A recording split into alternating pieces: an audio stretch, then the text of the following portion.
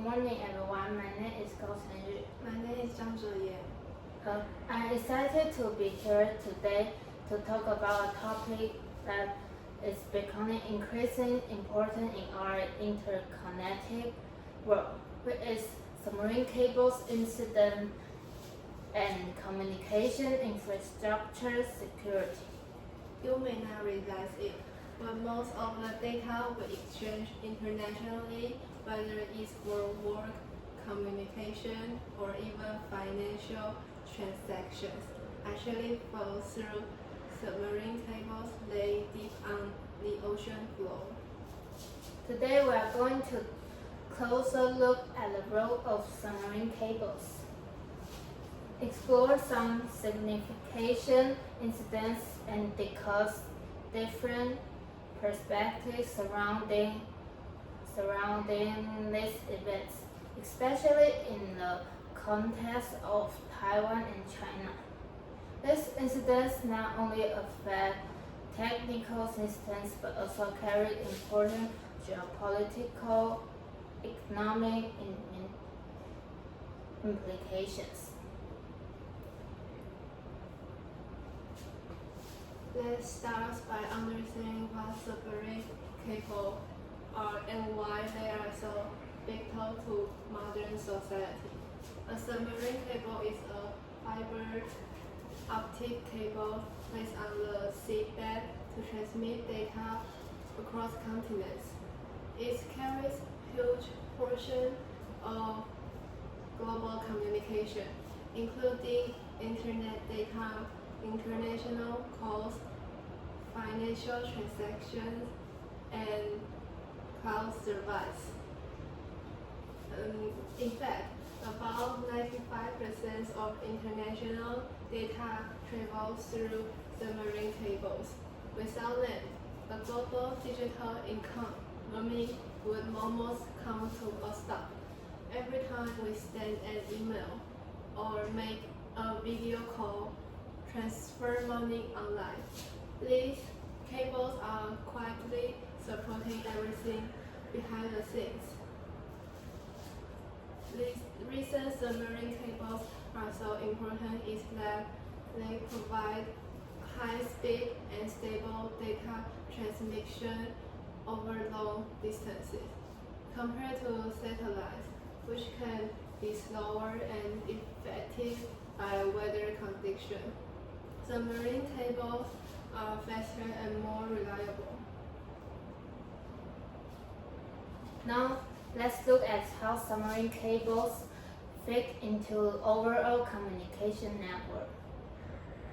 You can imagine the internet as a massive global web. When we use the internet, we first connect to an internet service provider, or ISP. The ISP then connects to a domestic backbone network, which links to large infrastructures. From there, data travels across submarine cables to reach networks in other countries.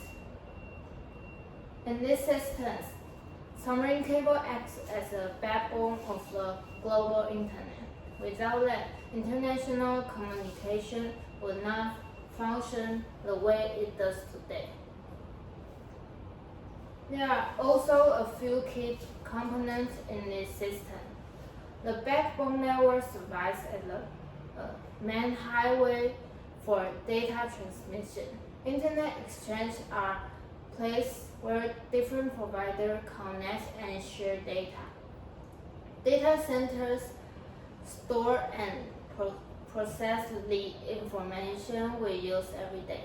Submarine cables connect all of these together across continents, making global communication possible. Now, let's briefly look at the technical structure of submarine cables. Although they may look simple, but actually high complex systems designed to survive in extreme ocean conditions. At the center is the optical fiber port, which transmits data using light signals at extremely high speeds. And around the core are multiple protective layers, including steel or waterproof materials, which protect the cable from physical damage and allow it to function for decades. This cable also uses advanced technologies such as fiber optic communication and wavelength division multiplexing, which allows multiple data signals to travel at the same time. Because of this, a single cable can carry massive amounts of data at very high speeds. Taiwan plays a very important role in both regional and global communication network.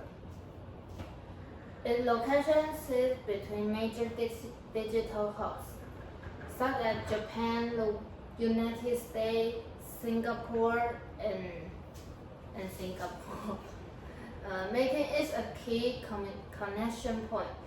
Currently, Taiwan is connected to the world through around 14 international submarine cables, linking it to countries like the United States, Japan, Singapore, and the other Asian regions. The strategy's position make Taiwan an important communication hub, but it also means the country depends heavily on this cable. Even outlying islands such as Matsu and Penghu relies on submarine cables to connect with the main island. Because of this dependence, and any damage to these cables can have serious consequences not only for Taiwan, but also for other regional connectivity.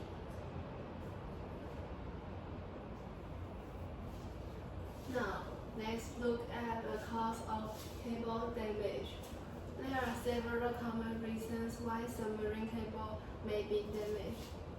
Fishing activities can actually cut cables when nets or equipment come into contact with them. Ship anchors can also drag along the seabed and damage the cables. Natural disasters such as earthquake, tsunami, or underwater landslides can break or disrupt cables as well.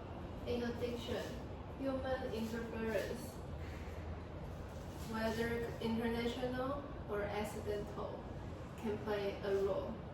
Cables in shallow water are especially vulnerable because they are more exposed to leak risks. One major incident happened in 2025 when several submarine cables near Taiwan were damaged. In one case, a cargo ship named Hong Kong Thai 58 was found near the affected area. This raised important questions. Was the damage purely incidental or could it have been intentional? Were this normal maritime incidents or part of a broader strategy to disrupt communication systems? This brings us to different perspectives from Taiwan and China. From Taiwan's perspective, this incident may be part of a gray zone operation. This refers to actions that not directly military attacks, but are used to test or pressure a country's defenses.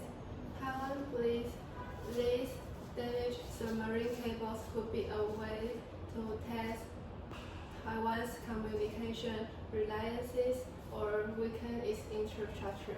On the other hand, China urged that most of these incidents are simply just an accident.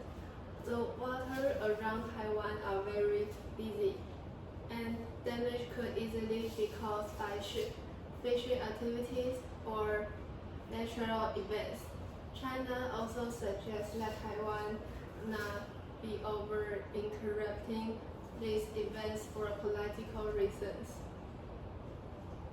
So what happens when submarine cables are damaged? The impact can be quite serious. International speed may slow down, affecting both individuals and businesses. Financial transactions can be delayed, which may influence global market and trade. Data transmission can also be disrupted, leading to problems with cloud service, emails, and communication systems. Although backup solutions like satellites or microwave communication exist, they are generally slower, more expensive, and less reliable than submarine cables. In conclusion, submarine cables are not just technical infrastructure. They are essential to global connectivity and national security. The 2025 incident near Taiwan showed us that systems are vulnerable and that protecting them is becoming increasingly important. These cables support almost every aspect of our digital lives, from communication to business operations. Looking ahead, it is crucial that countries work together to strengthen the protection of submarine cables. This includes improving monitoring systems, enhancing security measures, and increasing international cooperation. Because ultimately, protecting submarine cables means protecting the way our world stays connected. Thank you for Listening. listening.